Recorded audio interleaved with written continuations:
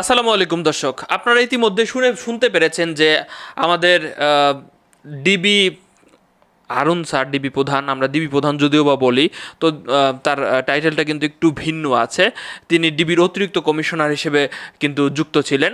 তো তাকে করা হচ্ছে, সরানো হচ্ছে ডিবি থেকে। তো তার বদলি হচ্ছে এক ধরনের, বলতে পারেন।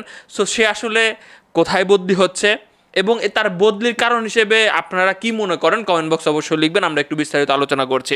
দর্শক শ্রোতা, অলরেডি সকল পত্রপত্রিকায় নিউজ হয়ে গেছে।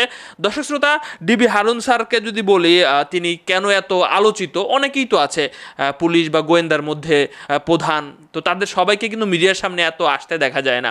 আমরা যে কোনো সাইবার ক্রাইম সংক্রান্ত বা যে কোনো নায়ক নায়িকা থেকে শুরু করে এমন কেউ নাই যে হারুন স্যারের সাথে ভালো সম্পর্ক নাই। যে কোনো ধরনের সমস্যা হইলেই তার কাছে চলে যায়, আমরা ভিডিও ফুটেজ দেখি, এবং তিনি কিন্তু যথেষ্ট আপ্যায়নও করে এবং সেই খাবারের ফুটেজগুলোও কিন্তু আমাদের চলে আসে ফেসবুকে, তিনি পোস্ট করেন বা যে কোনো মাধ্যমে আমরা চলে আসে।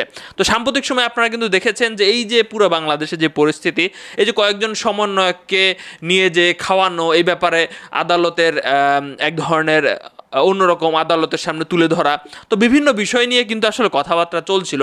এখন এই বিষয়টা এত খোলাসা করা হবে না বা এই বিষয়টা এত ক্লিয়ারভাবে বলা হবে না যে কেন তাকে এই পদ থেকে আরেকটা পদে দেওয়া হলো। এখন তাকে যে আরেকটা পদে দেওয়া হয়েছে এটাও কিন্তু সাধারণ কোনো পদ না। সো আমি আপনাদেরকে এখন বলতে চাচ্ছি যে কে হচ্ছেন আসলে, ওনার পদে কে যাচ্ছেন। ওনার পদে হচ্ছে নতুন ডিবি প্রধান হচ্ছে আশরাফুজ্জামান। সো ওনাকে আসলে কোন পদে দেওয়া হলো এই বিষয়টা আমি একটু ডিটেলস বলতে চাই, এরপরে আমি কথা বলবো। দর্শক শ্রোতা, ওনাকে এখন যে পদটা দেওয়া হয়েছে, তিনি এখন হবেন অতিরিক্ত পুলিশ কমিশনার, এবং তিনি ক্রাইম অ্যান্ড অপারেশন এই সেকশনে তিনি কাজ করবেন। সো মোট কথা তিনি গোয়েন্দা বিভাগ থেকে তো তাহলে ডিবি থেকে তো তাহলে সরানোই হলো, এটাই বোঝা যাচ্ছে। সো এখন আর আগের মতো মনে হয় না তিনি এত আলোচনায় আসতে পারবেন। কি মনে হয় আপনাদের? দর্শক শ্রোতা, ওনার সম্পর্কে ভালো মন্দ অনেকেই হয়তো বা অনেক কিছুই বলবেন। সো আমাদের একটা দায়বদ্ধতার জায়গা থাকে, সেক্ষেত্রে আমি সবাইকে সম্মান দিয়ে কথা বলছি। তো সাম্প্রতিক ইস্যু নিয়ে অনেক কথাবার্তা চলছে, আমাদের একটাই কথা যে যাদের সাথে অন্যায় হয়েছে আমরা অবশ্যই ন্যায় বিচার চাই। দেখেন, অলরেডি কিন্তু আজকে আপনারা প্রায় 12 দিন পরে ফেসবুকটা আপনারা অন করতে পেরেছেন। সো ফেসবুকের ভিতরেও এখন আপনি দেখা গেল যে কিছু ফেসবুককে যেহেতু কিছু বলা হয়েছে, তো সেক্ষেত্রেও আপনারা ভেবে চিন্তে পোস্ট করবেন।